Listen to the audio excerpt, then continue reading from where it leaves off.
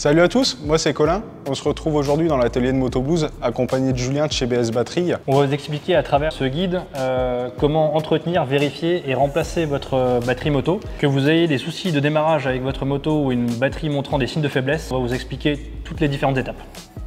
Avant de commencer, assurez-vous d'avoir le contact coupé et que la moto soit stable. Maintenant, il vous suffit de localiser la batterie. Elle se situe généralement soit sous la selle, soit sous un cache latéral. Dans un premier temps, afin de contrôler votre batterie, utilisez un multimètre en mode d'essai. Ou alors, afin d'obtenir un diagnostic complet, rendez-vous chez votre concessionnaire le plus proche ou votre spécialiste moto équipé d'un testeur de batterie. Afin de contrôler votre batterie, n'oubliez pas de brancher les bornes positives sur le rouge et les bornes négatives sur le noir. Après contrôle de votre batterie avec un multimètre ou un testeur professionnel, si la tension d'une batterie de type traditionnel plomb-acide est inférieure à 12,5 volts, la charge est impérative. Pour une batterie lithium, si la tension est inférieure à 13 volts, une charge est impérative également. Pour l'installation d'une batterie type traditionnel plomb-acide, on vous recommande une tension supérieure à 12,65 volts, tandis que pour l'installation d'une batterie lithium, on vous recommande une tension supérieure à 13,4 volts. Julien, quand on parle de chargeur intelligent, qu'est-ce qu'on entend par là? Alors en fait, on a deux types de chargeurs qui sont établis sur le marché, des chargeurs de type standard ou des chargeurs de type intelligent. On peut avoir des chargeurs de type intelligent mais qui vont faire uniquement de la technologie de type batterie plomb-acide. Donc la plupart du temps, ces chargeurs-là sont équipés d'une fonction de désulfatation. Et le chargeur de type intelligent, lui, va simplement venir stimuler la batterie au même titre que si elle était utilisée au quotidien dans la moto. Il faut savoir que ce qui vient réduire la durée de vie d'une batterie au plomb, c'est l'inutilisation de cette même batterie. Donc le chargeur de type intelligent peut rester branché sur la moto 365 jours dans l'année. Et après, on a des chargeurs qui ont la double fonctionnalité, c'est-à-dire chargeur plomb et chargeur lithium. Ces chargeurs-là ne sont pas équipés d'une fonction désulfatation. Aujourd'hui, une fonction de désulfatation peut envoyer des tensions de charge jusqu'à 18 volts. Donc faites bien attention à ça, même si c'est un chargeur de type intelligent, dans les prérequis, c'est toujours de bien faire attention que ce chargeur intelligent est fait soit pour la batterie uniquement plomb ou avec une double utilité plomb-lithium.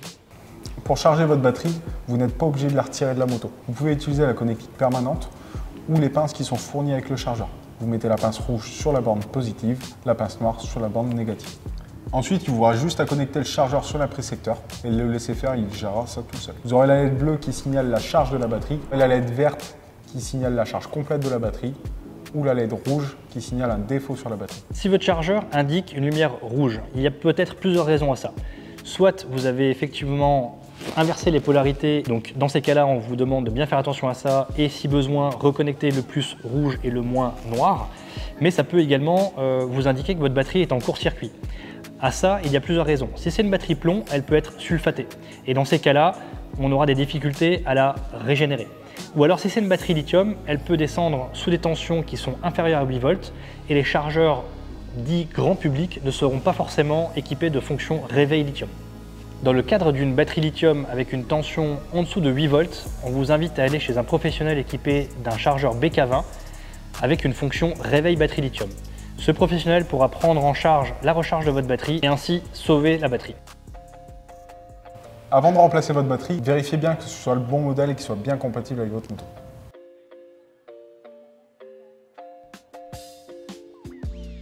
Maintenant que vous êtes assuré que la compatibilité de la batterie était OK avec votre moto, on peut procéder au démontage. Vous allez vous munir d'une clé de 10 ou d'une clé de 8 selon votre batterie ou d'un tournevis cruciforme. Pour le démontage, vous commencez par la borne négative en premier. Ça évitera tout arc avec la moto. Vous enchaînez avec la borne positive et vous pouvez retirer maintenant la batterie. Une fois que la nouvelle batterie est installée, connectez la borne positive en premier, puis la borne négative. Vous remettez la sangle de fixation, vous pouvez réinstaller la selle ou le cache, puis mettre le contact de votre moto et faire un test de démarrage.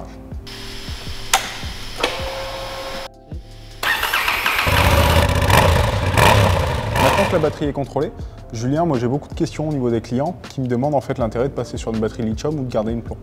Est-ce que toi tu sais me répondre à ça? Bien sûr. Alors déjà, ce qu'il faut comprendre, c'est que les technologies des batteries de type plomb-acide sont déjà des technologies un peu plus anciennes. Et après, à chaque utilisation, les avantages et les inconvénients de chacune des technologies. Les batteries plomb aujourd'hui sont regroupées dans 3 familles de batteries, à savoir les batteries dry, les batteries MF et les batteries SLA. Les batteries dry n'ont aucun avantage technique et sont principalement montées dans des machines d'ancienne génération.